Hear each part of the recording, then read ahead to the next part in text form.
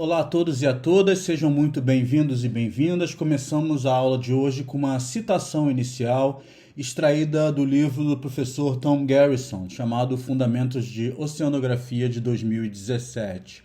Os recursos são distribuídos por sistemas de verificações e equilíbrios econômicos.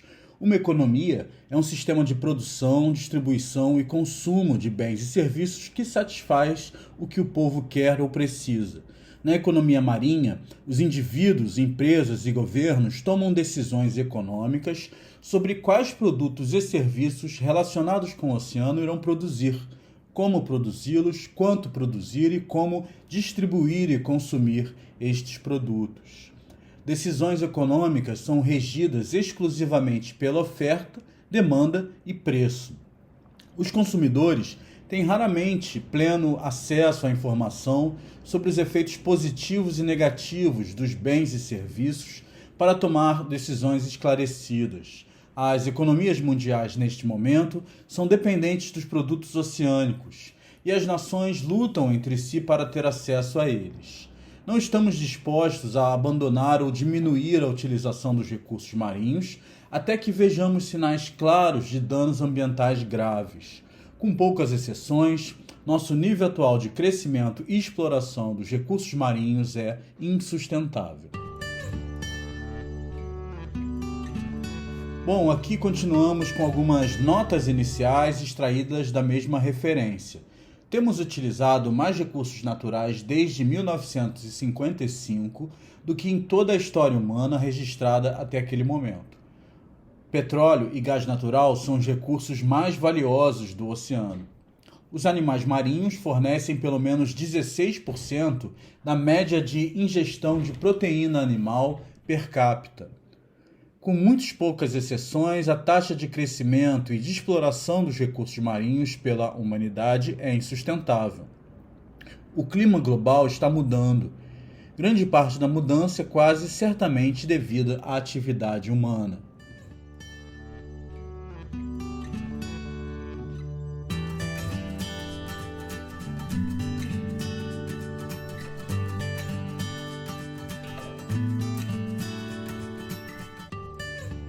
Os recursos marinhos podem ser inicialmente subdivididos entre recursos vivos e recursos não vivos.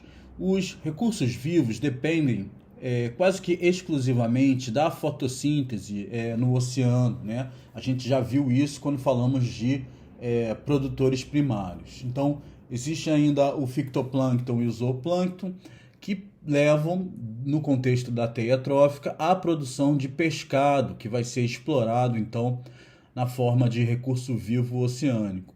Já os recursos não vivos estão relacionados a ambientes geológicos, a partir da interação entre a água do mar e outros agentes, como o aporte fluvial, né, da drenagem do continente, a atividade biológica propriamente no oceano e o vulcanismo, né?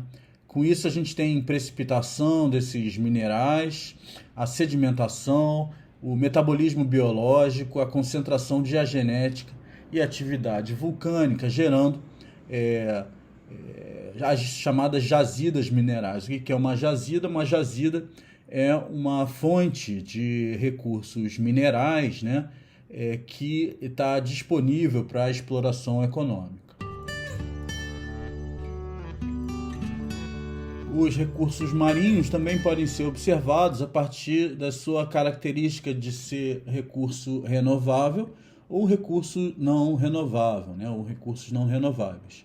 Os recursos renováveis são naturalmente repostos pelo crescimento dos organismos marinhos, né? Por processos essencialmente naturais. Já os recursos não renováveis, eles, a exemplo do petróleo e do gás, né? E depósitos de minerais sólidos que estão no oceano, têm quantidades fixas e não podem ser repostos em períodos tão curtos quanto o da vida humana, né? Ou seja, a taxa de reposição ela extrapola aquela do período do homem na Terra, né? Então são chamados esses então como recursos não renováveis.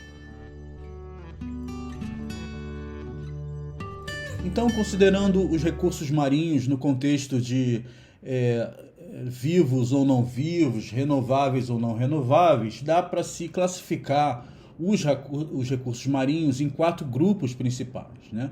os recursos físicos, que resultam da deposição, precipitação ou acúmulo de substâncias úteis no leito marinho ou do oceano. A maioria consistem em depósitos minerais e hidrocarbonetos.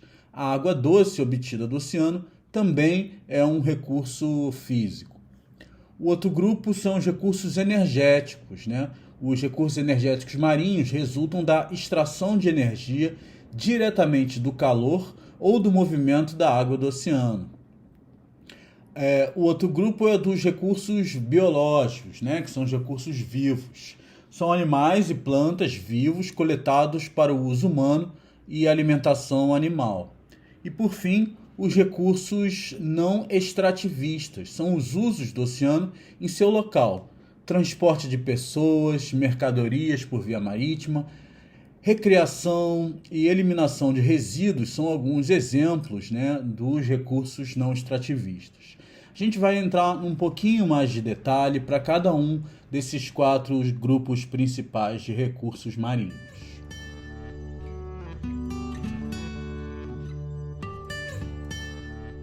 Bom, sobre os recursos físicos, destacam-se os hidrocarbonetos, né, ou seja, petróleo, gás natural e hidrato de metano, os depósitos minerais, né, que são bastante explorados nas áreas oceânicas, como areias e cascalhos, compostos de magnésio, sais, os nódulos de manganês, né, os nódulos polimetálicos como um todo, como já vimos na aula de sedimentos marinhos, os fosforitos e os sulfetos metálicos e também a água doce. Aqui embaixo tem algumas imagens aí, né, do óleo, do gás, do hidrato de metano, de um cascalho ali, né? As areias também são super exploradas no oceano, o que gera um real problema hoje no mundo, né? Um problema até silencioso, porque a gente não ouve falar muito dele. E aí uma usina de dessalinização, né, da água do mar. Então, em alguns lugares onde há escassez de recursos hídricos continentais, a água do mar tem sido utilizada para dessalinização para ser incorporada aí aos sistemas de consumo humano e animal. Vamos detalhar um pouco mais cada um desses recursos físicos, né, oceânicos.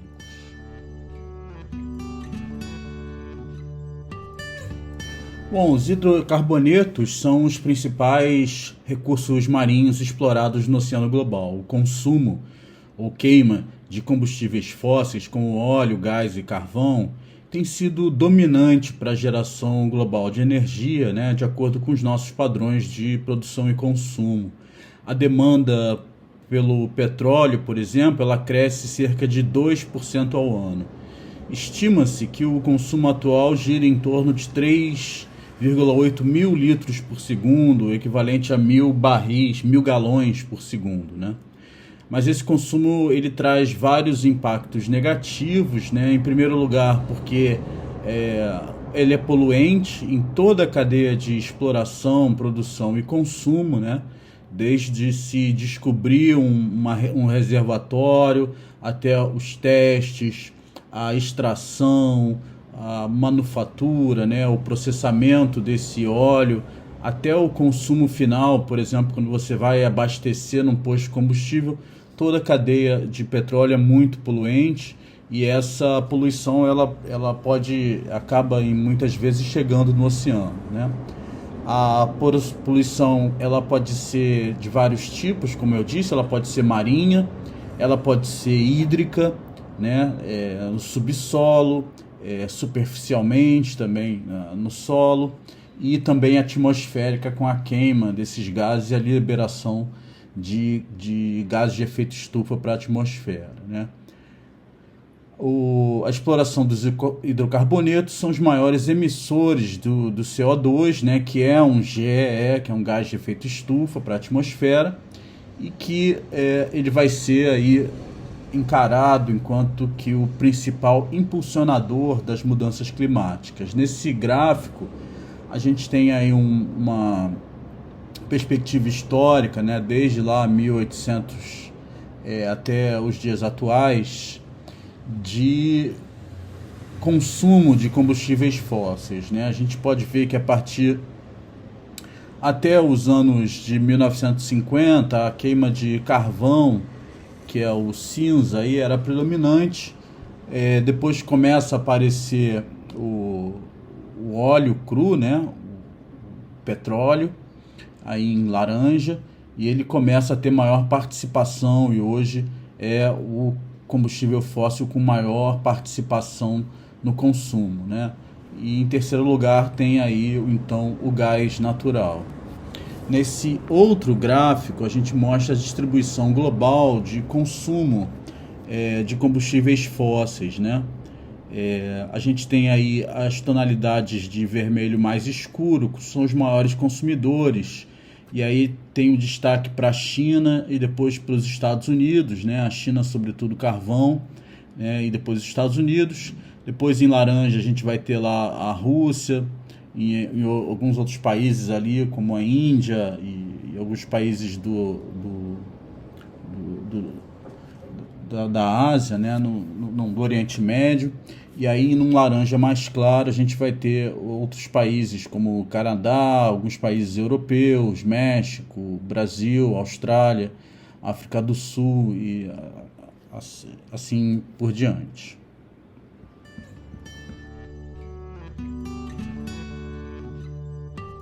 Bom, outro grupo de recursos físicos explorados no oceano são os depósitos minerais, né, como areias e cascalhos, compostos de magnésio, sais, nódulos de manganês, fosforitos e sulfetos metálicos, né? Aí tem algumas imagens. A areia e o cascalho ocupam o segundo lugar em valor de mercado, perdendo apenas para os hidrocarbonetos. A fonte marinha é secundária, né? A principal fonte de exploração de areias e cascalhos ela é fluvial, né? Terrestre e fluvial. A fonte marinha é secundária, representando apenas 1% da extração desses recursos, né? E os outros 99% são em áreas continentais. Mas a fonte marinha ela é secundária, mas à medida em que há o esgotamento da exploração em áreas continentais, o oceano ele vai virar, e alguns países já têm virado a principal fronteira de exploração. A mineração em mar profundo já é rentável, né?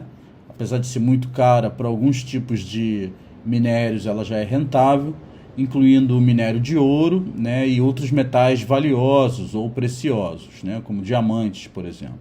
Disputas sobre a soberania marinha ainda são empecilhos para essa exploração, né? Existe no mundo a Convenção das Nações Unidas para o Direito do Mar, né?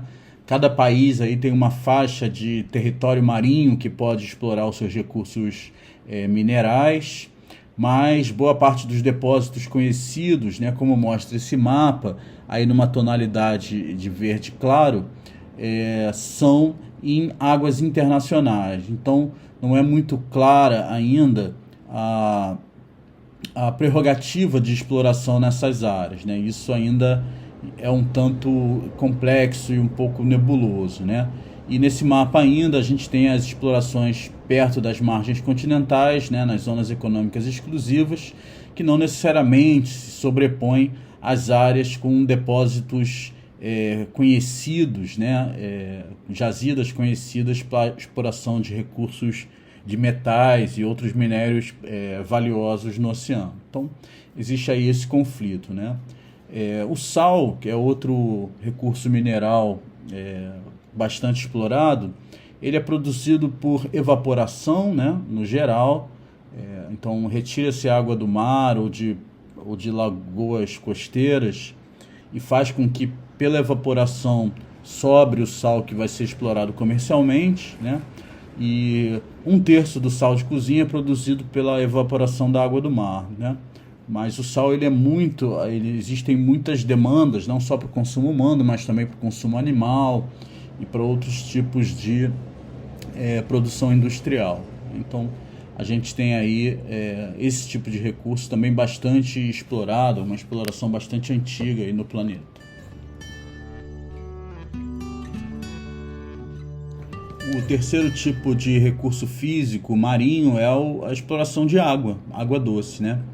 Apenas 0,017% da água do mar no nosso planeta é líquida, né? Doce e disponível na superfície para o nosso consumo, né? O consumo humano. Uma alternativa é obter água doce por dessalinização da água do oceano. Existem atualmente cerca de 15 mil instalações industriais de dessalinização operando no mundo, produzindo cerca de 32 bilhões de litros de água doce por dia. O método mais moderno em uso é o da osmose reversa, né? A gente já viu um pouco disso, onde por osmose, né, através de uma membrana se filtra a água doce da água salina, né? Mas existem outros métodos, né? O método da evaporação é um deles, né? Se evapora a água do mar, condensa, aquilo que se condensa, né? Essa água, e se extrai a partir dessa condensação a água dessalinizada, né? E existem outros métodos aí. Aqui tem 2 fotos dessas usinas. Elas, obviamente, precisam estar próximas ao mar, né?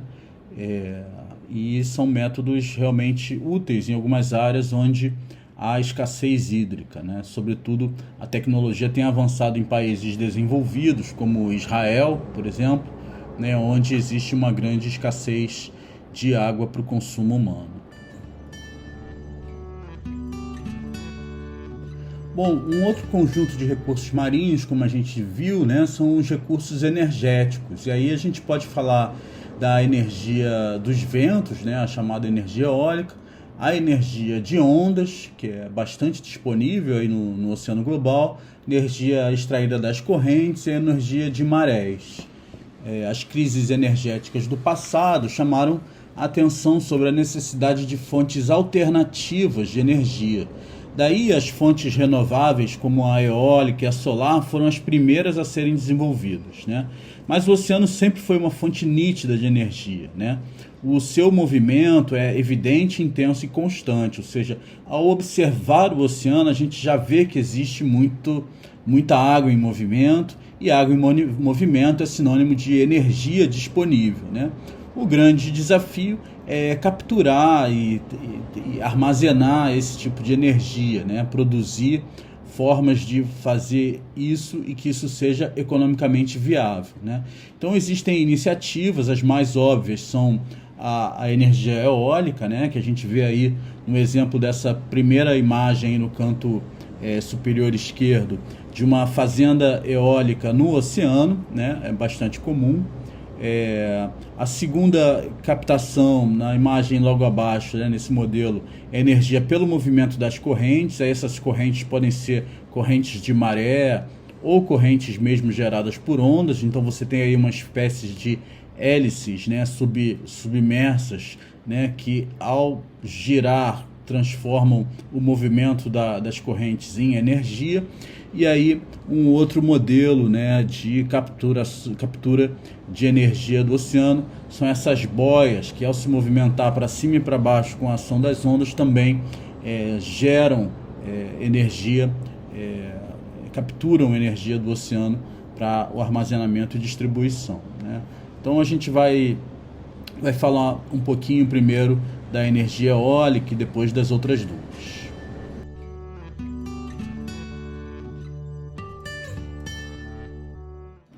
Bom, a energia eólica é a fonte alternativa de energia com o crescimento mais acelerado do mundo. Em 2018, a participação global dessa fonte de energia chegou a quase 5%. No oceano, as instalações são chamadas de fazendas de vento offshore, como a gente tem nessa imagem aí ao fundo na Europa, né? Então são muitas, são quase 400, só nessa fazenda são quase 400 torres de captura da energia do vento, né? Nesse mapa a gente vê aí a participação global dos países na geração de energia pelo vento, né? Os países com grande potencial estão na Europa, na sua maioria essas fazendas são marinhas, né? Aqui no Brasil, com destaque para a região nordeste do país, mas essas fazendas no geral não são marinhas, são costeiras, digamos assim. E aí a gente vai ter os Estados Unidos e o Canadá com boa participação, a China também, assim como a Austrália, alguns outros países da Europa. e no resto do mundo a participação é bem pequena. Ali tem um pouco na África do Sul, aqui na Argentina, Chile, na Índia, mas aí essa participação está girando em torno apenas de 1%. O lado bom é que ainda tem muito espaço para crescer esse tipo de participação, né, no consumo global de energia, né? Então, ela, como é a que tem um crescimento mais acelerado, como a gente pode ver aí nesse gráfico, ainda tem muito espaço para crescer, né? Esse crescimento acelerado, conforme mostra o gráfico, fala sobre a capacidade instalada em megawatts, né?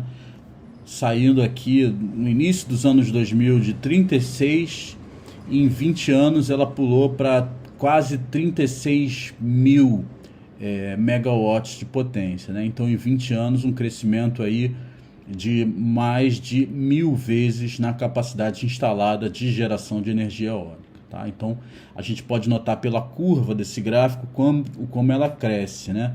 Reparem, aí em 2010 tinha 3 mil, né? Em 2020 passou para 35, quase 36 mil megawatts de potência, um crescimento realmente muito acelerado. Nesse outro gráfico, a gente tem a energia global acumulada, né? E a gente mostra o mesmo padrão de crescimento bastante acelerado, chegando aí a 650 gigawatts de energia, capacidade acumulada para a geração de energia eólica, né? E no mundo, né, na perspectiva global, a Europa é líder nesse tipo de tecnologia, com a Inglaterra e a Dinamarca, né, na liderança. Então eles aproveitam muito bem a grande energia eólica, sobretudo em áreas costeiras e oceânicas que tem ali no entorno. Em 2020 a capacidade na Europa foi de 40 gigawatts, o que representa 4% da necessidade energética, né? Isso continua crescendo.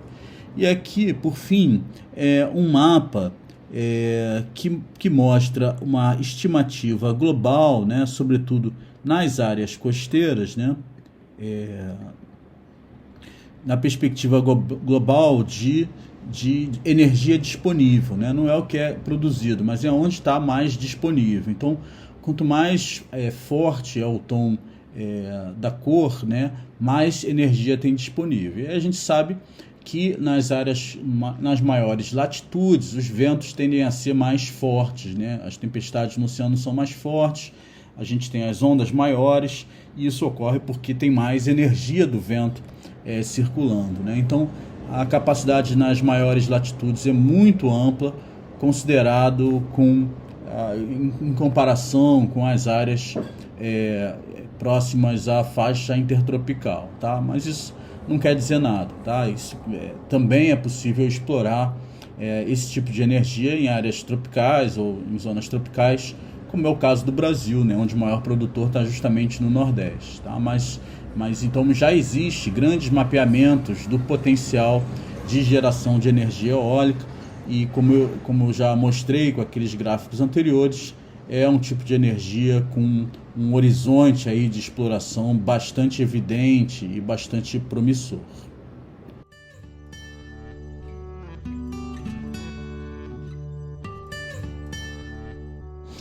Outro tipo de recurso energético explorado no oceano é a energia de ondas, né? Mas ao contrário da energia eólica, é pouco explorado, né? O wave power, ou energia de ondas, é a captura da energia das ondas geradas pelo vento e difere da energia capturada das marés, por exemplo, pois essas últimas são geradas pela atração gravitacional da Lua e do Sol sobre o oceano. Então a gente já viu que a fonte geradora das ondas oceânicas é o vento, né? E a fonte geradora das marés é a atração gravitacional. Então, esse é um conceito que já deve estar claro, né? Então, energia de ondas também é um tipo de energia eólica, só que essa energia eólica antes foi transferida para a superfície do oceano e formou essas ondas, né? Ainda são pouquíssimo utilizadas de forma comercial, né? A primeira planta foi instalada no ano de 2000 na Escócia e foi conectada ao Sistema Nacional de Energia, que é um sistema até interessante, aí, conforme retratado nas fotos, né? Na verdade, é um sistema instalado sobre um costão rochoso, a gente tem aí nessa primeira figura, na parte superior, aí um desenho esquemático, né?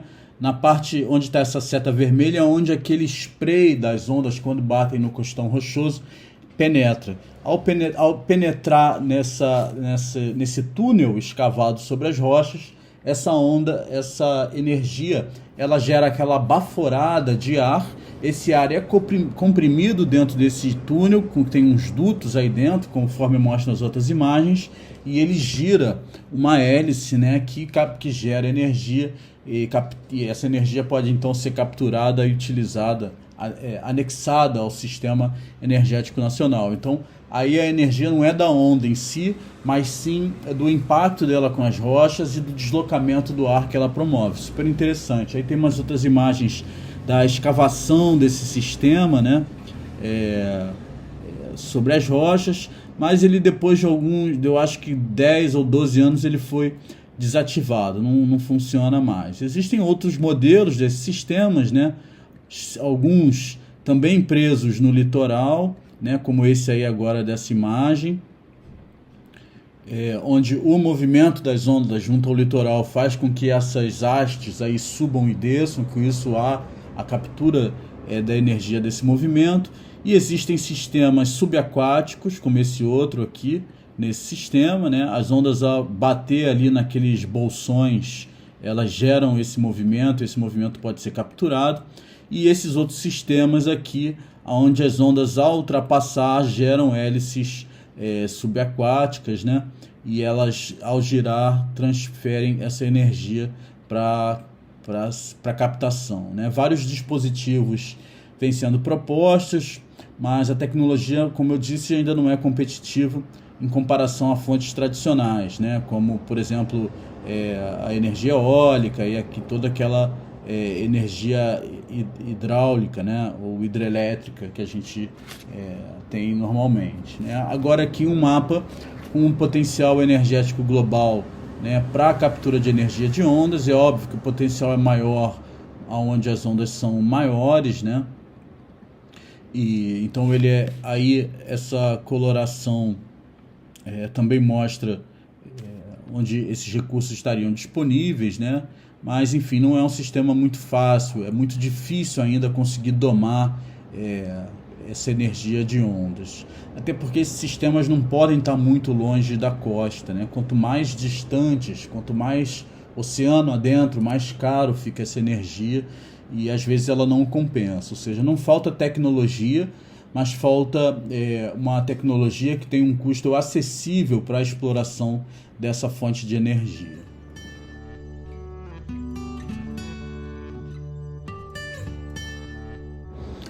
Bom, outro tipo de recurso energético é a energia gerada pelas marés, né? A única fonte de energia marinha que tem sido explorada em grande escala. No geral, as instalações aproveitam-se do fluxo que se afunila num estuário, gerando correntes de maré. Alguns sistemas são unidirecionais, ou seja, só capturam energia quando a maré ou sobe ou quando ela desce. Outros são bidirecionais, capturando energia tanto no fluxo de enchente quanto no fluxo de vazante, né? Na pré-mar, o fluxo de enchente aciona turbinas que geram energia, e na baixa-mar, o fluxo de vazante faz o mesmo, nesses sistemas duplos, né?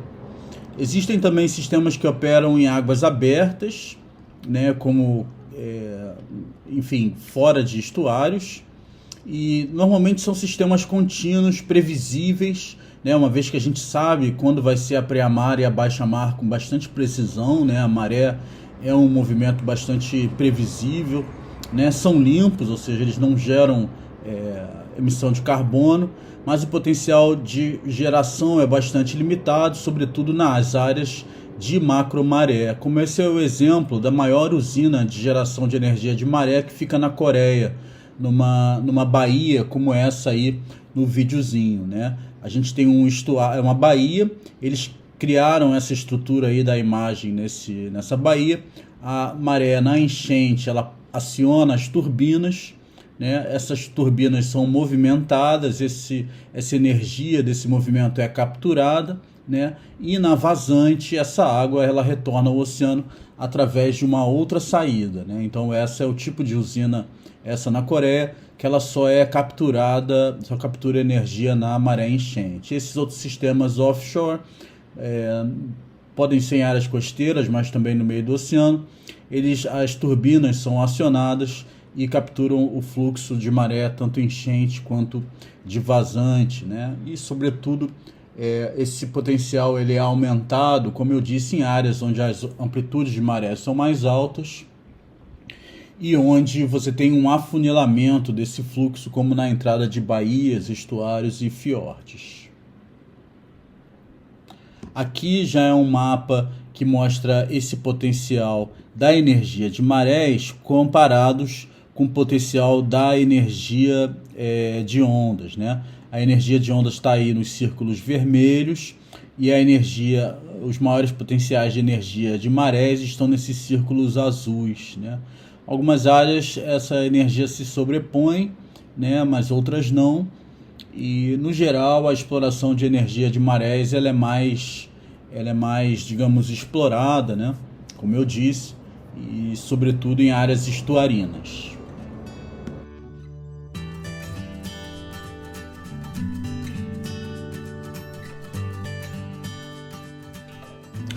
Bom, em relação aos recursos biológicos, né, normalmente são os recursos vivos, né?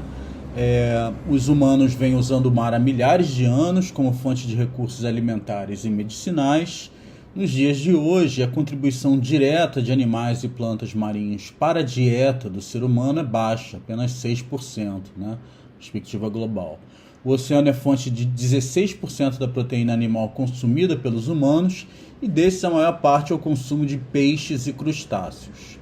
80% do consumo anual de peixes e crustáceos vem do oceano e os outros 20% vem de água doce. Peixes, crustáceos e moluscos são os recursos biológicos mais valiosos e, portanto, mais explorados do oceano. E a gente tem algumas imagens da pesca artesanal e da pesca industrial, né, que são as principais modalidades de captura dos recursos biológicos do oceano. Vamos entrar um pouco mais em alguns dados sobre a utilização desses recursos.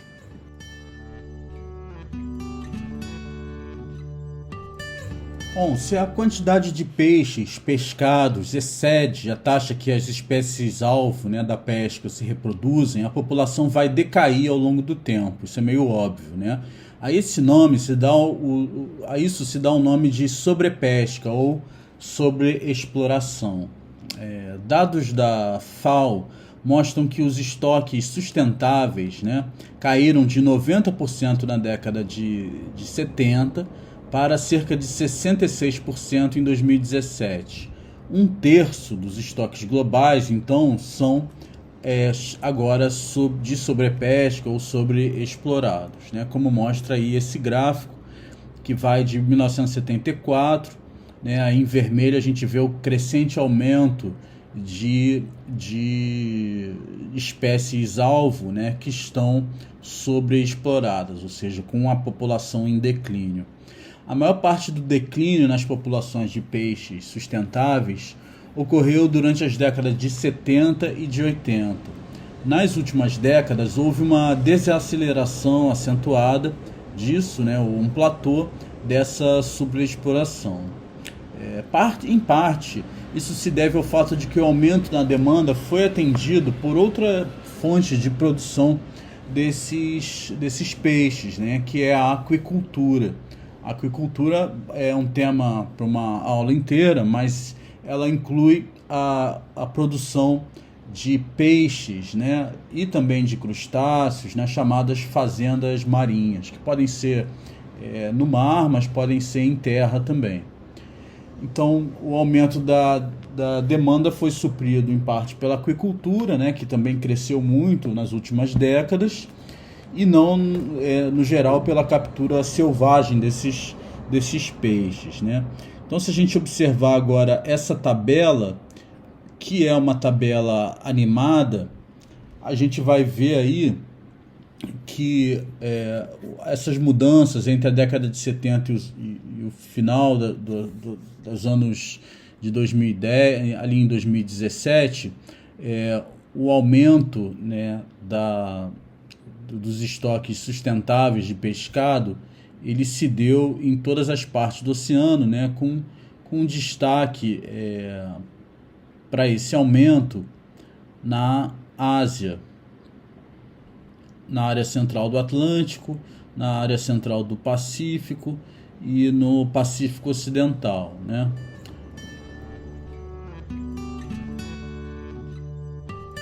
Já a produção global de peixes e frutos do mar gira atualmente em torno de 155 milhões de toneladas por ano. A pesca é um grande negócio que emprega mais de 15 milhões de pessoas no mundo inteiro. Existem mais de 25 mil navios de pesca em operação hoje. Esse é o tamanho da frota, né? 25 mil navios. O mercado global de peixes e frutos do mar alcançou a marca de 160 bilhões de dólares em 2019 e mais da metade da pesca marinha comercial é realizada apenas por 5 países: China, Peru, Indonésia, Estados Unidos e Japão. Uma frota desses países ela opera aí no oceano como um todo, né? Então, agora observando esse gráfico, a gente tem a perspectiva aí desde 1960 até 2013, né? E o crescimento da produção de peixes e frutos do mar no globo, né? A gente vai ver aí que a participação de quase todas as espécies veio aumentando, né? Dos tipos de frutos do mar vem aumentando, com destaque para um bom aumento nesse último aí, nesse azulzinho, que são os peixes de água doce, né? Tilápias e outros peixes que conseguem ser produzidos pela aquicultura, seja ela uma aquicultura mais industrial, seja ela uma agricultura mais artesanal.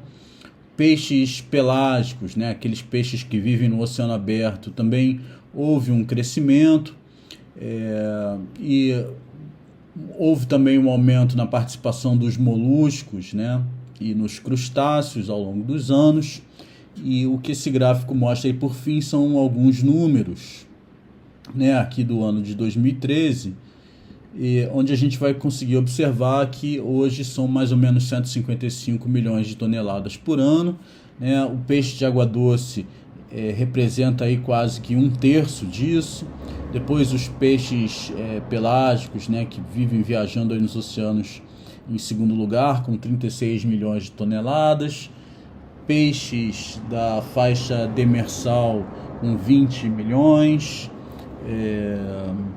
Outros tipos de peixe marinhos com 10 milhões. Crustáceos com 12 milhões de toneladas.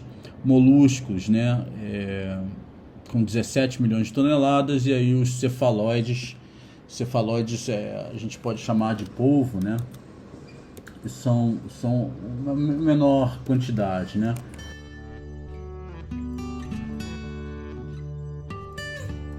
A produção global de peixes e frutos do mar quadruplicou nos últimos 50 anos, enquanto que a população global dobrou e as pessoas estão comendo 2 vezes mais peixes e frutos do mar nesse período, né? Então houve aí uma necessidade de se quadruplicar a produção para atender uma duplicação da população global. Existem muitas diferenças no consumo per capita de peixes e frutos do mar por países, ou seja, a distribuição do consumo de peixe por país ele é muito heterogênea. A gente pode ver aí nesse primeiro mapa, né, que traz uma animação entre 1961 e 2017, um aumento do consumo. O aumento não foi heterogêneo, o aumento foi global, né? Mas a gente vê que tem países que consomem nessa taxa aí de quilos por pessoa por ano, né, taxas muito diferentes, né? Enquanto que aqui no Brasil a gente tem algo em torno de 7,5 a 10 quilos por ano. Em alguns países, como por exemplo na Islândia, o consumo ele saiu de 60 quilos por ano para 90 quilos por ano de peixe, né? Então a gente teve aí um aumento de 50% no consumo de peixe nas pessoas desses países. Em segundo lugar, das populações que consomem mais peixe per capita, né, por pessoa. Tá aí as Ilhas Maldivas, depois outras ilhas oceânicas ali, as Kiribati, a região da Micronésia, e aí depois a gente vai chegar aí nos países da Ásia mesmo, como Hong Kong, Malásia, depois vai ter Portugal, Macau, Coreia do Sul, Antigua e Barbuda, a Noruega com 51,3 quilos por pessoa por ano, depois Myanmar, Polinésia Francesa, Brunei, Samoa, Polinésia, e é óbvio, né, que o Brasil não vai aparecer aí tão cedo nessa lista, né? Aqui o consumo é muito baixo em virtude da produção de outras fontes de proteína animal ser mais predominante, né? E aqui, por fim, nesse gráfico, a gente vai ver também um gráfico animado que vai mostrar a variação ao longo da década de 60 até 2017 do aumento no consumo, né? Quais países estiveram no topo aí, tá? Eu coloquei aí alguns países por continente, né? O principal, que é a Islândia, e o Brasil como o nosso, com um padrão bem inferior, né? Então, se a gente observar nesse gráfico, a gente vai ver que ao longo do tempo o Brasil sempre teve abaixo ali comparado com os outros, e aí os principais consumidores, né? Islândia, Japão, Indonésia, China. A Islândia tem realmente bastante predominância nesse tipo de consumo. É possível que não tenha muita disponibilidade de outras fontes de proteína animal, senão o peixe, o pescado.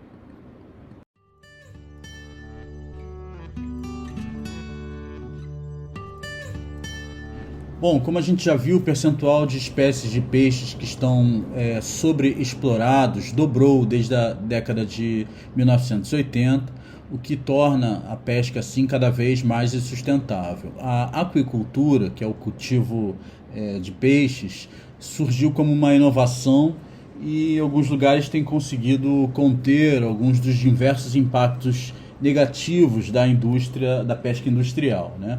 A aquicultura, como eu disse, então é o cultivo de organismos aquáticos, incluindo peixes, moluscos, crustáceos e plantas aquáticas, né?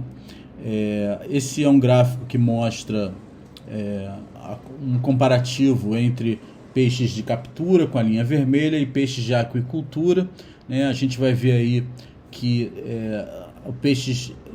esses percentuais vão variando, a aquicultura vai crescendo, enquanto que peixes por captura oceânica, né, captura selvagem, ele começa a se estagnar ali a partir da década de 90, enquanto a aquicultura ganha um impulso, né? Então ela vai aparecer aí bem timidamente na década de 80, vai crescer na década de 90 para cá, e quando a gente chega ali perto do ano de 2010, 2012, a aquicultura tem ultrapassado a produção de peixe capturado de forma selvagem no oceano, né? Nesse outro gráfico a gente mostra mais ou menos a mesma coisa, né, em toneladas. Agora comparando aí, na década de 70 a aquicultura capturava 3,5 milhões, década de 90 16,8 milhões de toneladas, e aqui em 2000 41,72 milhões de toneladas, né? E já aqui em 2015 ultrapassou, captura algo em torno de 106 milhões de toneladas, enquanto a captura de pesca mais tradicional para ali em 93 milhões de toneladas.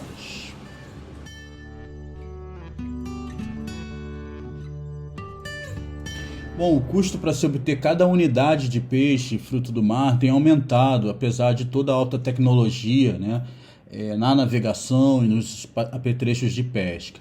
O aumento do custo, né, tá no combustível, nos salários, nos dias no mar, ocorre por causa da necessidade de se navegar maiores distâncias para capturar o pescado, e isso é impacto direto da sobrepesca, né?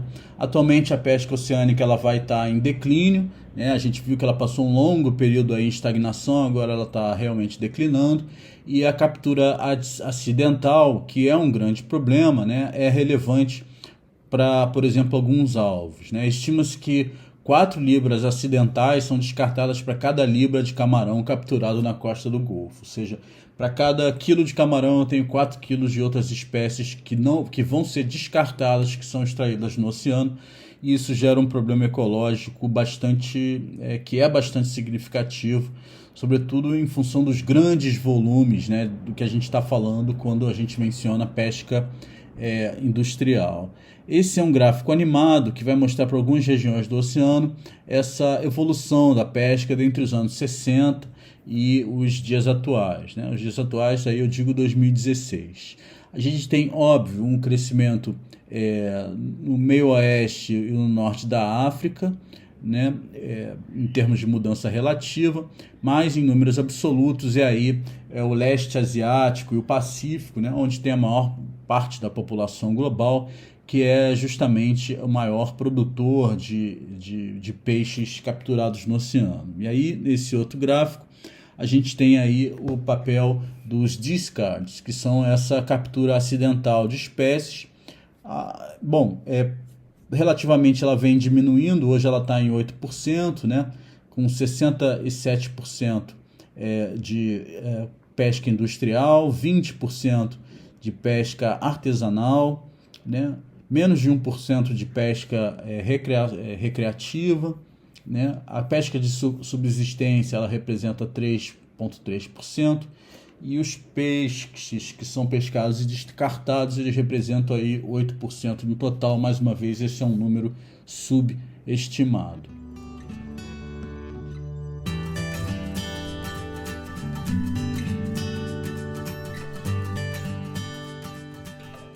E aqui, por fim, esse é o gráfico que mostra realmente o declínio do setor da pesca industrial. A gente vai ver aí em azul, em milhões de toneladas, o que ele tem capturado, né? Desde a década de 50, ela cresceu exponencialmente nessa linha azul até a década de 70, deu uma pequena estagnada ali na década de 70, e depois cresceu de novo exponencialmente até a metade aí da década de 90. Ali na década de 90 começou a estagnar e a decair, né?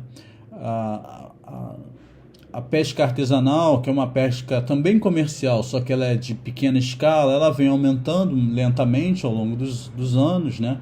Ela tem se mantido aí e na faixa hoje de 20 milhões de toneladas, né? E as outras, né? Os peixes descartados, né? E lá embaixo a pesca recreativa e a pesca de subsistência, que basicamente se manteve aí com números bem baixos, né?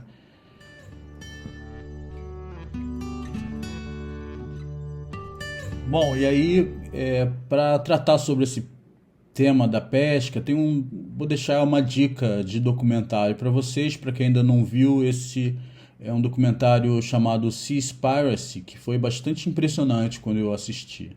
Ele é um documentário lançado em 2021 sobre o impacto ambiental da pesca, estrelado por Ali Trabizi, um cineasta britânico. O filme examina vários impactos humanos na vida marinha e defende o fim do consumo de peixes. Então, assim, a dica é assistam se puder, tá? O documentário ele é necessário e pode despertar um bom debate sobre o próprio documentário, né? O quanto ele defende apenas um ponto de vista ou não, mas realmente um tema bastante relevante, tem aí imagens e depoimentos bem fortes, né, para a gente pensar. Eu deixei na página da disciplina o link para o trailer, né, no YouTube, e para a versão original do Netflix, né, que óbvio precisa de uma assinatura, lá na página da disciplina. Se puder, se vocês se interessarem sobre o tema, assistam, vale muito a pena.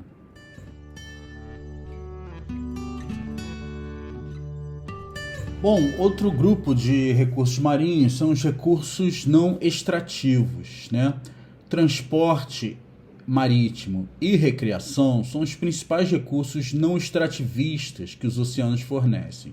Não extrativista porque as pessoas não tiram nada do oceano para isso, né? O uso para o transporte já existe há milhares de anos, né? E na maior parte do tempo o transporte de carga produz mais lucro do que o de passageiros, né?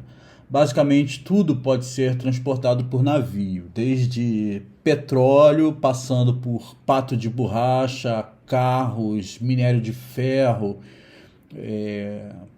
gás, animais, aves, tudo pode ser transportado pelos navios, né? Aqui a gente tem alguns tipos de embarcações, né? Essas embarcações de turismo, né? São os chamados cruzeiros. Aqui tem os navios que carregam container, que é um tipo de armazenamento bastante versátil, né? Os navios que transportam contêineres. A gente tem os graneleiros, que podem transportar minério, ou soja, ou milho, ou areia, ou qualquer outro tipo de material que é granel, né? E aí embaixo um petroleiro que transporta material líquido, né? Aqui a gente tem uma outra figura que ela é uma sobreposição, né, de todas as rotas do comércio marítimo, ou seja, toda a trajetória dos navios ao longo do oceano global. Então a gente vai ver que se a gente projetar só a rota dos navios, a gente consegue ver todo o oceano explorado, né? Basicamente só não tem exploração nas áreas continentais, mas em alguns rios, por exemplo, se a gente olhar aí no meio dessa imagem o Amazonas, está todo branquinho, ou seja, tem muita rota, as rotas navegáveis em rios também são muito exploradas, né? Então, a maior parte do comércio global de coisas é feito pelos oceanos, e o oceano é realmente uma área muito explorada, com maior destaque aí para a Ásia e para o Atlântico Norte, e com menor destaque aí para o sul do Pacífico, que é um grande vazio no oceano mesmo, né? Vamos ver um pouquinho mais sobre transporte marítimo. Bom, atualmente os navios petroleiros transportam a maior tonelagem bruta de qualquer tipo de carga.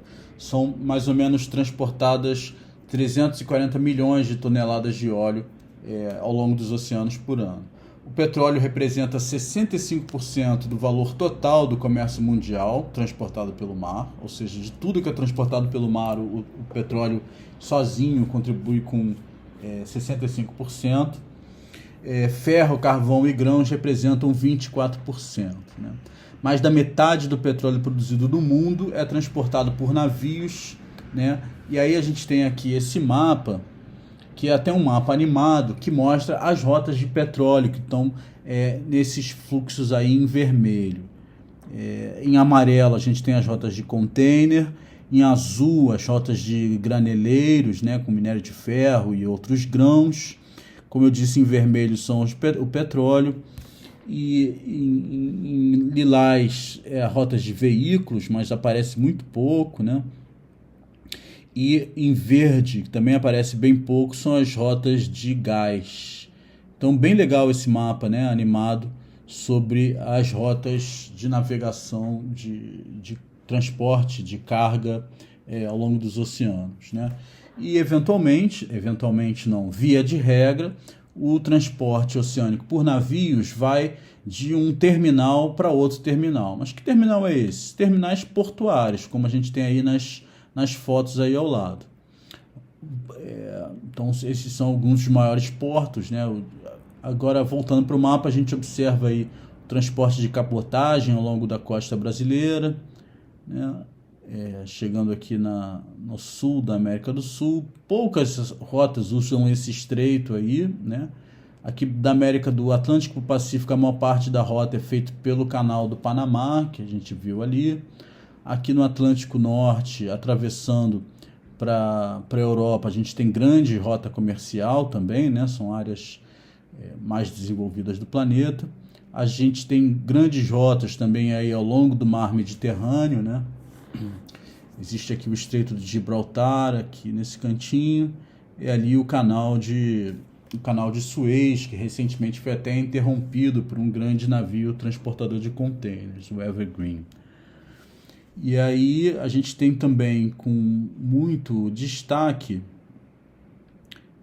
essa área do Oceano Índico, né, em direção aí ao sul e ao sudeste asiático. Então, aquela área que a gente conhece como o Sudeste Asiático vai aparecer aqui. Então, China, Coreia, Japão, né? Existe muito transporte, sobretudo de mercadorias, produtos manufaturados, né? Tudo que você possa imaginar, desde peça de carro, computador, enfim, coisas de borracha, roupa, tudo entra em container, né? São essas rotas em amarelo aí no mapa. Isso é um compilado de informações para o ano de 2012, feitos por uma empresa inglesa, né? E esse mapa aí animado está disponível no site shipmap.org. Bastante interessante.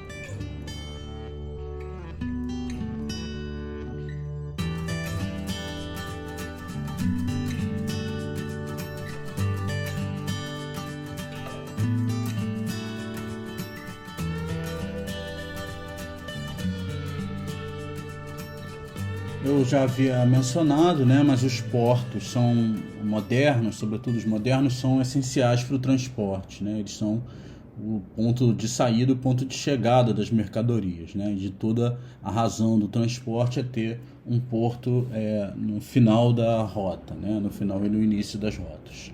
Os terminais de carga atualmente são altamente automatizados, né? Como esse que está aí no videozinho na China. Eles operam grandes volumes e ocupam enormes áreas em terra, né, que a gente chama de retroporto, para infraestrutura e armazenagem de contêineres, pontes de embarque e desembarque de veículos, infraestrutura de passageiros, dentre outras. O porto de Nova Orleans é o maior das Américas e o porto de Xangai, na China, é o porto de contêineres mais movimentado do mundo. O transporte é às vezes combinado com atividades de recreação nesses portos, né, que são terminais aí para passageiros, né. Os portos modernos são altamente automatizados. Esse da China aí já está mostrando que você não tem mais estivador, não tem ninguém no pátio, né. Todos o transporte, a operação dos guindastes, a operação desses veículos que carregam aí os contêineres, ela é feito por robôs, né? Você tem realmente uma equipe que fica dentro de uma sala de controle apenas. Realmente é uma temática de pesquisa, né? Inclusive é uma temática de pesquisa dos geógrafos, né? Originalmente, estudar portos, o transporte marítimo mundial, é um campo de pesquisa bastante interessante. Bom, eu cheguei a mencionar a recreação, né, e a indústria de cruzeiros, né, que são esses navios recreativos de transporte de passageiros, né. Essa indústria de cruzeiros marítimos experimentou um crescimento significativo nas últimas décadas, com os dados da Cruising.org, que é a empresa que reúne essas informações, né. Então eu trouxe aí alguns dados. A quantidade de passageiros de cruzeiros no mundo aumentou de 17,8 milhões em 2009, passando para 29,7 milhões de pessoas em 2019, né? Então aumentou aí cerca de 12 milhões de pessoas em 10 anos. O maior quantidade de pessoas que fazem cruzeiros no mundo são os norte-americanos, né? Sobretudo os estadunidenses, né, com maior parte das pessoas, mais da metade delas são eles, depois os europeus e depois os asiáticos, né. Os principais destinos de cruzeiros marítimos do mundo disparado são as ilhas do Caribe, Bermuda e Bahamas, tá? Depois algumas ilhas na Ásia, né, o litoral asiático e o Mediterrâneo. No globo, como eu disse, então, são 27 milhões de passageiros, cerca de 1 milhão e 200 mil empregos diretos, 50 bilhões em salários, né, diretos para essa volume de pessoas que trabalham nesse segmento. Tá? E essa é uma indústria que movimenta no mundo cerca de 154 bilhões de dólares por ano. Bom, outras atividades recreativas que não o cruzeiro, né, que são vistas como recursos não extrativos do oceano, são atividades como o turismo de sol e mar, os esportes radicais, os esportes e outras atividades náuticas, a pesca recreativa, o mergulho recreativo, a observação de vida selvagem, parques temáticos, né, com temas associados ao oceano, aquários públicos, né, e oceanários. O setor imobiliário ele movimenta também muitos bilhões, né, em moradias e hotelaria na frente do mar. Então, tem muitas atividades econômicas que estão associadas aos oceanos e a gente pode enxergar sobre a ótica de que o oceano é um recurso, onde se extrai muito dinheiro, mesmo que não seja na forma de sua utilização direta, e sim indireta, né? Então aí a gente tem algumas imagens dessa atividade para a gente aqui dar fim a esse tópico, pensando que todos os recursos marinhos eles geram degradação, tá? Então a gente tem que não existe exploração de recursos oceânicos ou recursos marinhos que seja totalmente sustentável. Então a gente faz o link aí para as questões ambientais associadas ao uso e exploração dos recursos marinhos e oceânicos.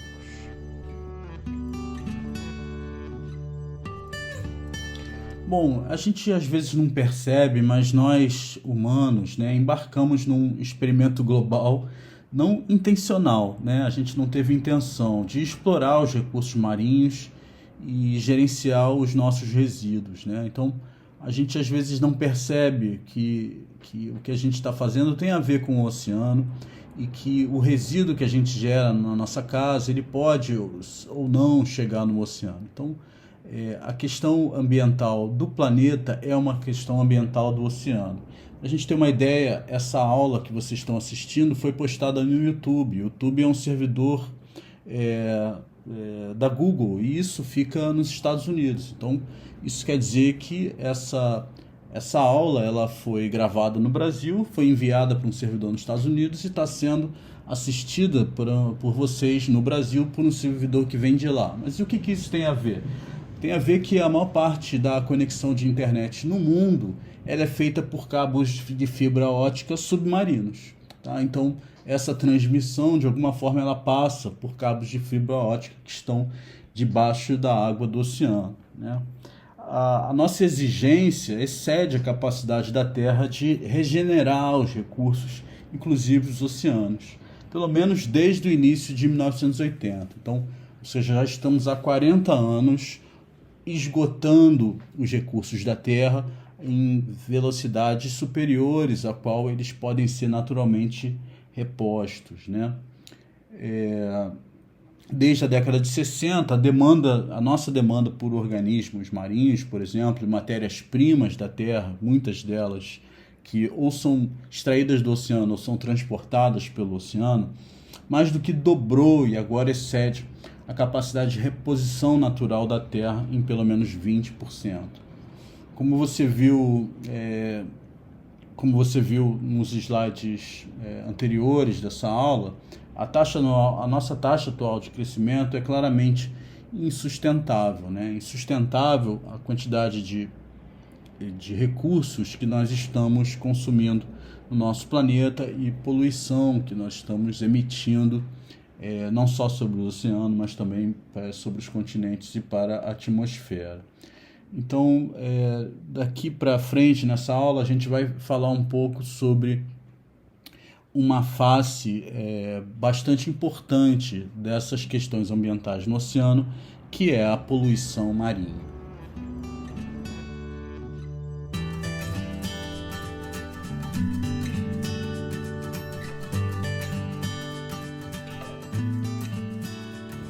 Bom, a poluição marinha é uma combinação de produtos químicos e lixo, a maioria dos quais vem de fontes terrestres e é transportada ou lançada diretamente no oceano. Essa poluição resulta em danos ao meio ambiente, a saúde de todos os organismos e as estruturas econômicas em todo o planeta. Existem poluentes naturais e poluentes gerados pelos humanos. Há poucos habitats originais sem perturbações que permanecem para estudo e poucos organismos marinhos estão completamente livres dos efeitos dos poluentes oceânicos. Aqui são algumas imagens impactantes, né? Da poluição plástica, da poluição por óleo e do esgotamento sanitário direto no oceano, né? Um poluente causa dano ao interferir direta ou indiretamente nos processos bioquímicos de um organismo. Algumas alterações podem ser imediatamente letais, né? Como uma ave marinha ser totalmente coberta de óleo. Mas outras podem debilitar um organismo por semanas, né? Como a ingestão de plástico, ou meses, ou alterar a dinâmica da população de organismos da qual ele faz parte, ou gradualmente desequilibrar toda a comunidade. Aí a poluição com elementos químicos ou com metais dissolvidos na água do mar, né?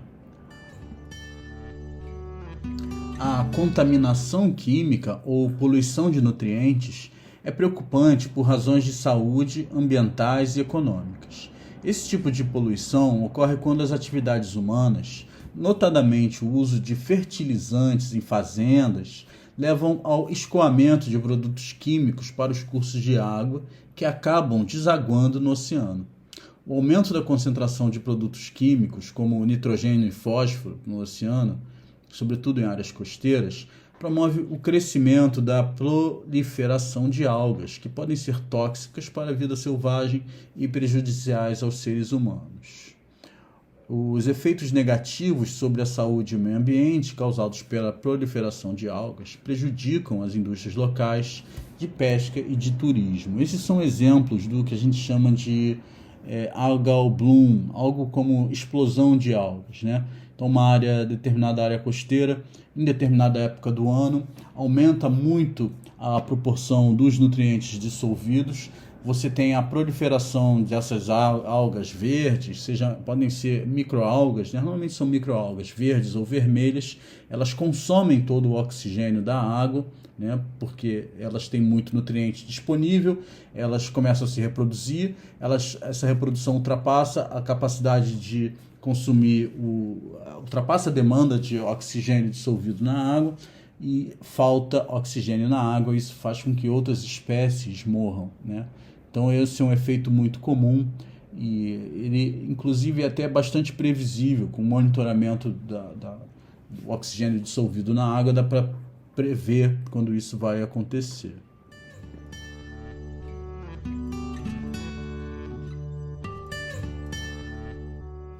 Outro tipo de poluição marinha muito comum e trágica é o derrame de óleo, né? Um derramamento de óleo é a liberação de petróleo líquido no meio ambiente, né? Especialmente no ecossistema marinho, devido à atividade de exploração e transporte de petróleo que é feita pelo homem. O termo é normalmente usado para derramamentos no mar, quando o óleo é liberado no oceano aberto ou em águas costeiras, mas esses acidentes também podem ocorrer em terra, tá? Derramamentos de óleo podem ser causados por vazamentos de petróleo bruto dos próprios petroleiros, das plataformas offshore, das sondas e poços de perfuração, também de dutos transportadores, bem como derramamentos de derivados de petróleo refinado, como, por exemplo, gasolina e diesel, e seus subprodutos, combustíveis mais pesados usados por grandes navios, ou derramamento de qualquer óleo, qualquer refúgio oleoso ou óleo usado, né? Então, aí tem algumas imagens com esses desastres, né? Ele pode ser na praia, pode ser na zona costeira, pode ser no meio do oceano, e a poluição por óleo, né, normalmente pode gerar, quando é em plataforma, pode gerar explosão, e você tem aí uma dupla poluição, óleo que cai no mar e esse óleo que vai para a atmosfera, né? Então, aqui essa é uma imagem que mostra algumas causas de acidentes com navios petroleiros, né, que eles transportam milhões de toneladas de óleo. Normalmente 9% é porque pegou fogo ou explodiu, né? Outros 9% dos derrames ocorrem em operações de carga e descarga desse óleo junto a terminais portuários. 13% dos desastres ocorrem por causa de danos estruturais ao navio, porque se chocou contra rochas ou porque faltou manutenção, mas no geral é em relação à colisão, né? A colisão com outros navios, né, ou outras embarcações faz cerca de 28% dos desastres com óleo. Grounding seria quando o navio atola, eu não sei se esse é o nome, quando o navio atola num banco de areia, num baixio, tá? E outros, isso aí correspondendo a 34%, e outras formas correspondem a apenas 7%. Tá? Então os principais é a colisão entre os navios e o fato dele ficar atolado em alguma área mais baixa. Aqui alguns exemplos mais drásticos, né? O pior derrame de óleo na história não foi um acidente e ocorreu em 1990, quando o ex-líder iraquiano Saddam Hussein ordenou a invasão do Kuwait, que é um país ali no Oriente Médio, aparentemente por razões econômicas, né? Eles queriam controlar os estoques de óleo, né? Houve intervenção militar, né, chamada Guerra do Golfo, que foi uma intervenção militar americana e dos seus aliados, né, da OTAN, aí, ao recuar, as forças iraquianas propositalmente atearam fogo nas estações petrolíferas do Kuwait, que são normalmente são extrações em terra, né, que ficaram queimando por semanas. O derrame foi de cerca de 520 milhões de galões, dá aproximadamente 2 bilhões de litros de petróleo, que foram derramados no Golfo Pérsico. O pior derrame de óleo na forma de acidente ocorreu agora, em 2010, em um poço de óleo e gás no Golfo do México, operado pela plataforma Deepwater Horizon, da inglesa BP, né, que é uma companhia de petróleo inglesa, British Petroleum. O vazamento perdurou por mais de 5 meses seguidos e derramou cerca de 134 milhões de galões, ou 500 milhões de litros, que se espalharam no Golfo do México, cobrindo boa parte do litoral entre o Texas e a Flórida. Com tanta tecnologia, a principal dificuldade foi de conseguir fechar o poço da qual o óleo estava vazando, né?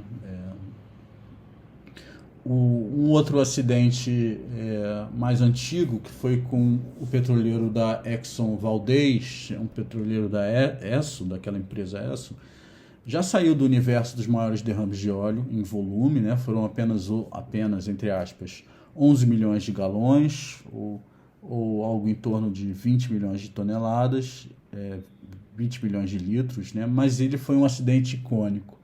Ele ocorreu em 1989, no Alasca, quando a embarcação Exxon Valdez colidiu com um rochedo.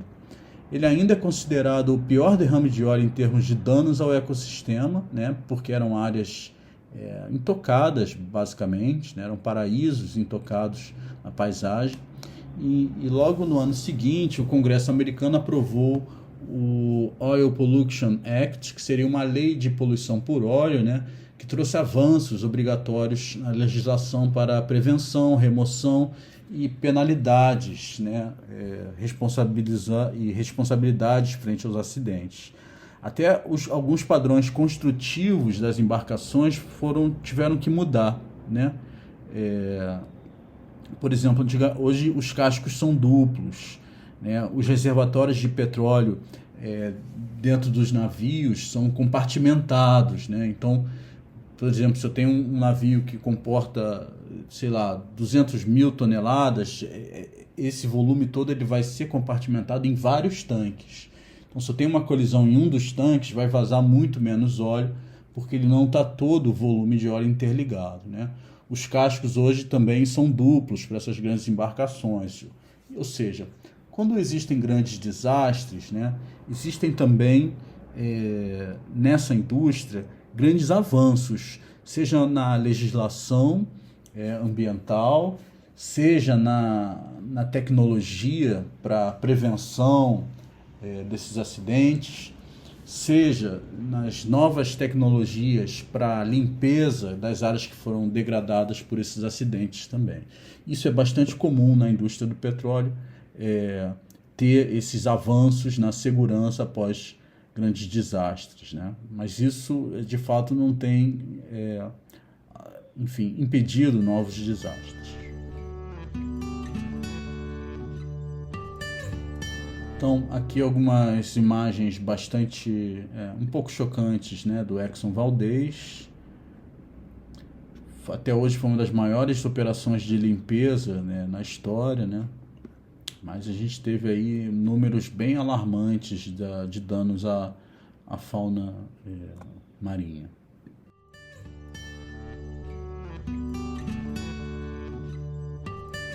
Bom, os ecossistemas costeiros, né, marinhos e costeiros, eles são classificados em termos de sua sensibilidade ambiental ao óleo. Isso é uma legislação internacional, onde há uma classificação dos ecossistemas em relação aos impactos de um possível derrame de óleo, né?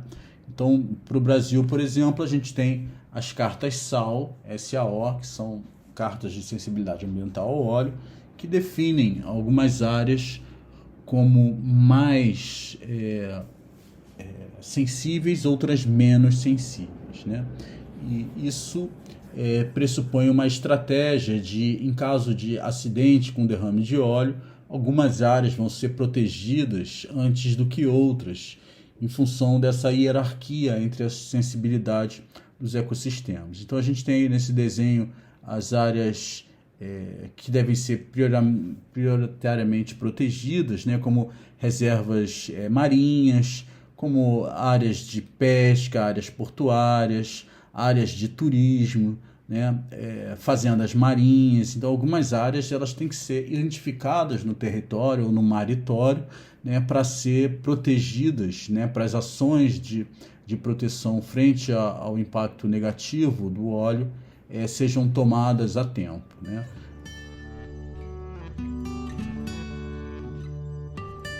Aqui a gente observa mais especificamente essas áreas de sensibilidade ambiental ao óleo. Nessa tabela no canto esquerdo a gente tem o ISA, que é o Índice de Sensibilidade Ambiental, que vai de 1, que é o mais baixo, né, até o 10, que é o mais alto, né? Então, quanto maior esse índice, mais sensível é o ecossistema, né? Então, se a gente pegar o primeiro, só para a gente pegar aí 3 exemplos, se a gente pegar o primeiro, a gente está falando de um tipo de substrato que é um costão rochoso, né? Imaginem aí aquela área do Pão de Açúcar, ou algumas áreas com costões rochosos, né? Lisos, né? Com um grau de exposição de ondas bem alto, né? As ondas, quanto maior a circulação do oceano, maior a capacidade dele se auto-limpar, entre aspas, frente a um derrame de óleo, né? Então isso diminui a sensibilidade do ambiente, né? E o tipo de costão rochoso, como não há penetração do óleo nesse tipo de substrato, ele também torna-se menos sensível ao ataque do óleo, né? A biota nessas áreas são aclimatadas a altos impactos de ondas, né, e pressão. E o tipo de litoral, então, são costões rochosos expostos, estruturas artificiais impermeáveis, né, como quebra-mares, por exemplo. Um outro exemplo intermediário seria, então, o 5 aí, né, que vai ter um grau de exposição para ondas que pode ser alto ou baixo, isso tanto faz. O substrato do tipo areia ou cascalho, né? A mobilidade desse substrato ela pode ser muito alta durante a ação de ondas de tempestade. A biota normalmente é menos densa, né? Porque são poucas espécies adaptadas a esse tipo de substrato, né? E o tipo de litoral aí, numa condição intermediária, seriam praias arenosas e de cascalho, né? As praias elas podem ser mais ou menos sensíveis a depender de vários fatores, né? A gente está pegando aí numa condição média, uma praia exposta à ação de ondas, né? Normalmente tem a sensibilidade intermediária. E, por fim, no ISA número 10, que seria o ambiente, o ecossistema mais sensível ao derrame de óleo. A gente tem aí um substrato de areia lamosa, né? Materiais mais finos, uma área de baixa energia de ondas, né? Ou variável, um grau de exposição médio a baixo. E aí a gente tem uma biota associada com alta diversidade, que seria uma área de mangue ou de marisma, né? Então, se a gente observar em termos de sensibilidade, uma área de mangue é muito mais sensível do que um costão rochoso liso exposto para o oceano, tá? Porque nas áreas de mangue, a gente já sabe, são áreas de alta biodiversidade, são áreas onde as espécies, muitas espécies, sejam continentais, sejam oceânicas, elas usam para se abrigar, para se alimentar, para se reproduzir, né?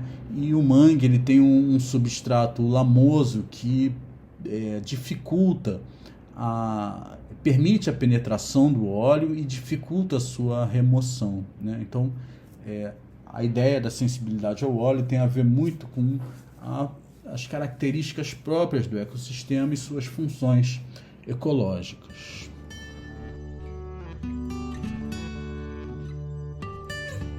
Ainda no contexto do poluição marinha por óleo, a gente tem... esse é só um exemplo, tá? Mas hoje a gente tem muita tecnologia empregada na modelagem para dispersão da mancha. Ou seja, a gente consegue saber em razão da altura, direção e período das ondas, da velocidade, direção e duração dos ventos, do lugar onde ocorreu o acidente, e de todas as outras feições costeiras no entorno, para onde essa mancha de óleo ela vai se propagar no tempo. Então é muito importante a gente saber, conseguir entender o comportamento de uma mancha de óleo e saber de onde ela veio, para onde ela está indo, aonde ela vai atingir primeiro. Isso é vital para as ações de combate aos derrames de óleo, né? Então, isso tudo, para você antever alguma coisa, a gente precisa entender o comportamento e projetar um cenário ou alguns cenários de dispersão desse poluente. Ainda nesse contexto, existem várias técnicas, né, para remoção do óleo, né, utilização de boias, utilização de bombas de sucção, utilização dos defloculantes, que são substâncias que fazem com que as moléculas do óleo se agreguem, fiquem mais pesadas e afundem, né? Não deixem de se propagar, né? Você tem aí muitos treinamentos com as equipes, com as embarcações de combate. Enfim, é uma indústria à parte, a indústria de combate à poluição por óleo. Uma vez que a legislação, boa parte da legislação internacional e a nacional, ela pressupõe a figura do poluidor pagador, né? Não só quem polui tem que pagar uma multa, como também é responsável pelas ações de mitigação da poluição por óleo, né? Então, ou seja, se eu sou dono de um navio e eu derramei óleo, eu vou ser responsável por agir na defesa da poluição, né?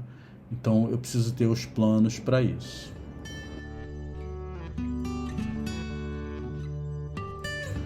Bom, novamente spoiler, alerta de imagens chocantes. A gente fala agora do lixo marinho, né? Que engloba todos os produtos manufaturados, e aí eu estou falando de resíduos sólidos, e a maioria deles de plástico, que acabam chegando no oceano. Lixo, ventos de tempestade e má gestão de resíduos sólidos contribuem para o acúmulo desses detritos, 80% dos quais vêm de fontes terrestres.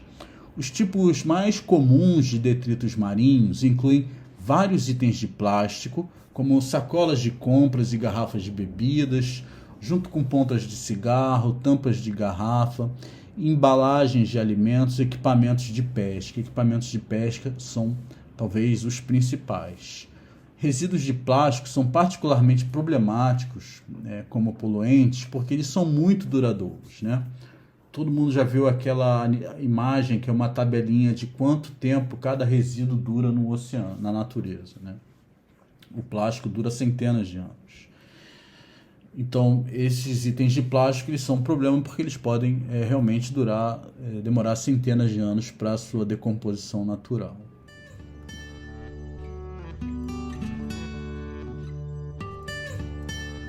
Esse resíduo sólido, né, esse que chega no oceano, esse lixo, ele representa um perigo para os humanos e para os animais, né? Os peixes ficam emaranhados e se machucam nos escombros, e alguns animais confundem itens como sacolas plásticas como comida, né? E acabam ingerindo.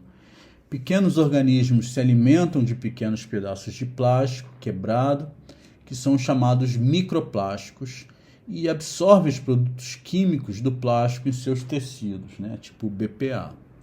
Os microplásticos têm menos de 5 milímetros de diâmetro e foram detectados em uma variedade de espécies marinhas, incluindo plâncton e baleias.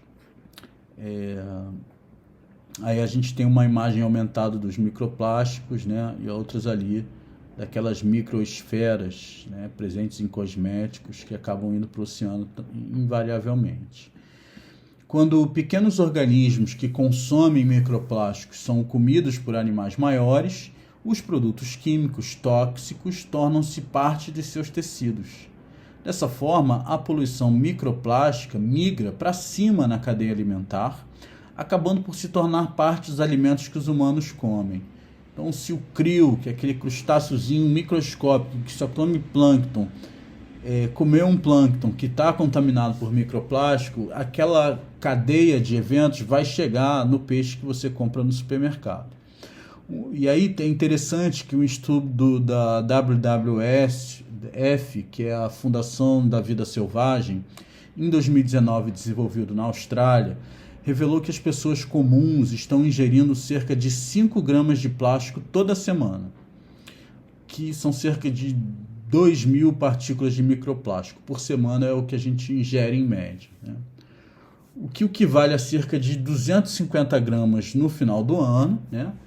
Que é o peso aproximado de um cartão de crédito. Então, esse estudo chocou um pouco porque mostra que uma pessoa comum hoje está comendo um cartão de crédito por ano, pelo menos. E aí tem esse meme, não sei se vocês já viram, né? A moça chega na peixaria e poderia me dar uma sacola plástica para carregar o peixe, por favor? Não, ela já está aí dentro.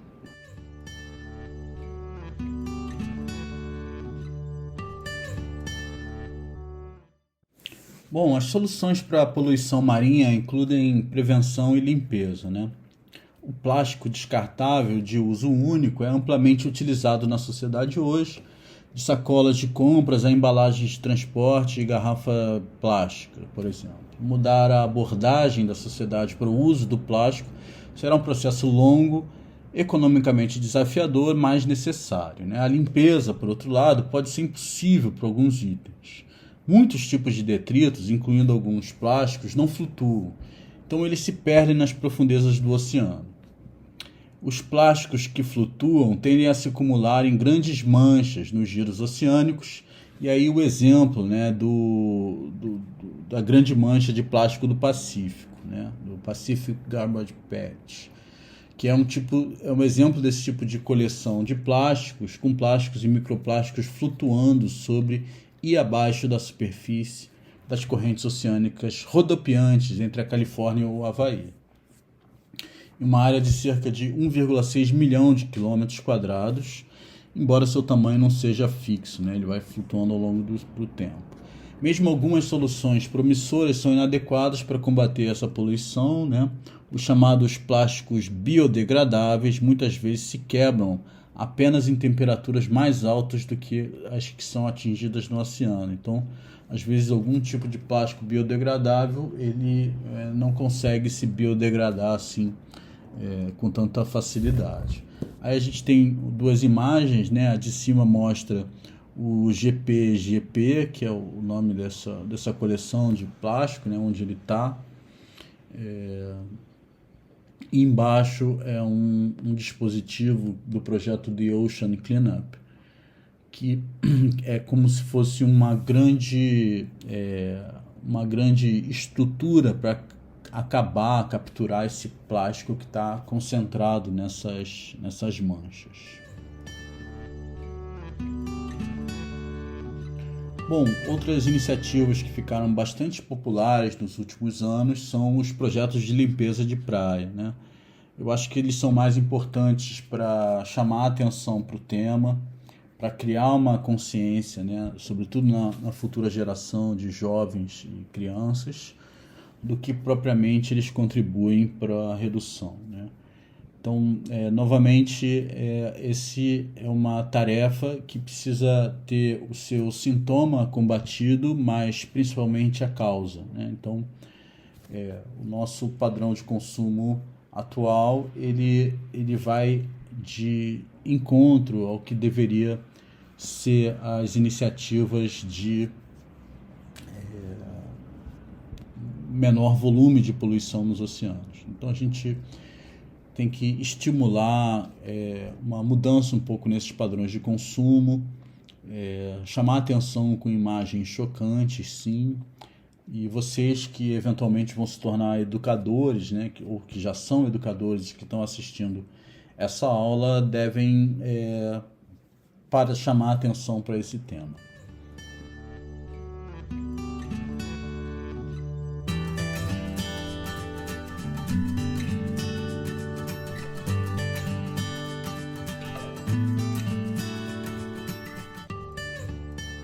Bom, os impactos da poluição marinha diretamente nos organismos, né, eles não vão afetar apenas os indivíduos como aquela ave ou aquela tartaruga, né? A poluição ela pode influenciar os habitats inteiros, especialmente os de águas rasas, né? Como eu disse, os mangues, né? E algumas outras áreas sensíveis. Os estuários são muito afetados, pois são áreas extremamente produtivas que sofrem com os poluentes que descem rio abaixo e muitas vezes pela presença de portos e seus impactos, né, na operação, que aproveitam-se do abrigo fornecido pelos estuários. Então, na prática, quando a gente vai pensar do impacto da poluição, a gente tem algumas áreas, reconhecidamente, que são mais sensíveis e mais suscetíveis, ou seja, mais expostas aos riscos de poluição degradante, né?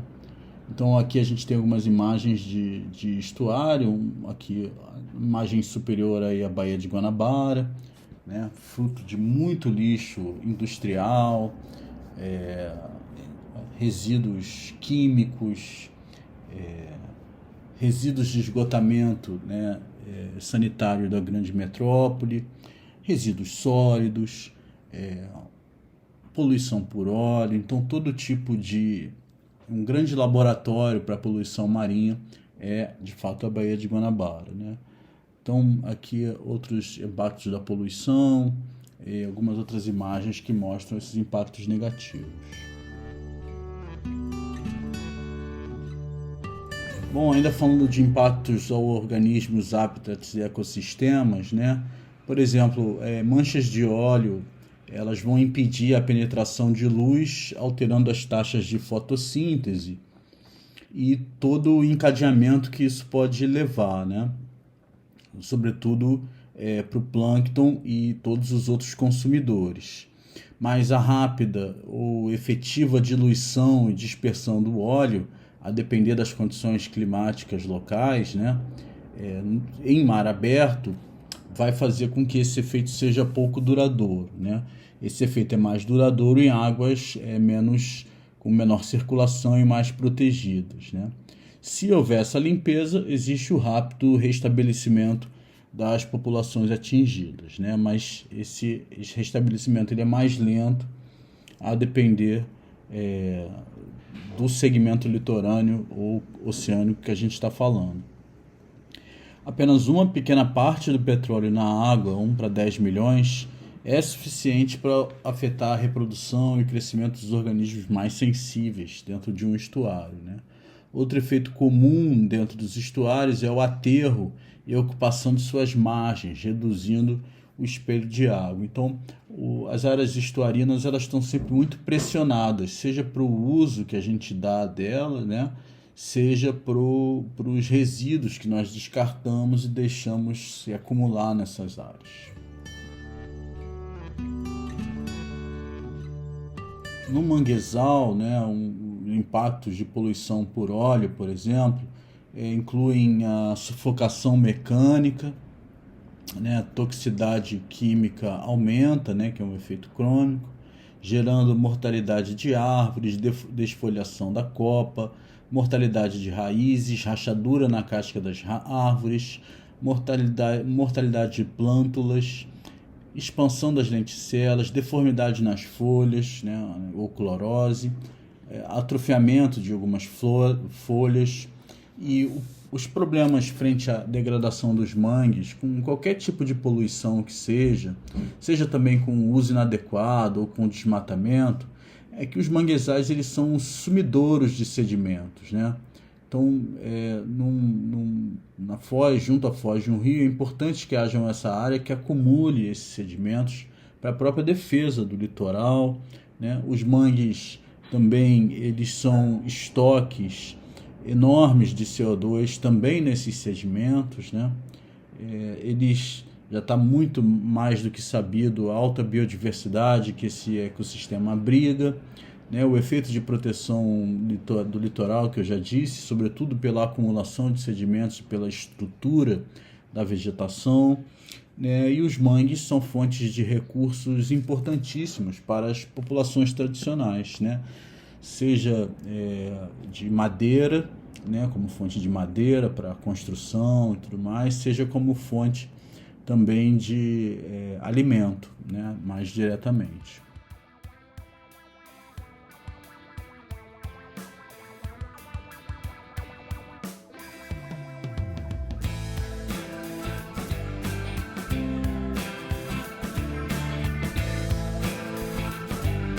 Isso é tudo por hoje. Nos vemos em breve. Cuide-se e fique seguro.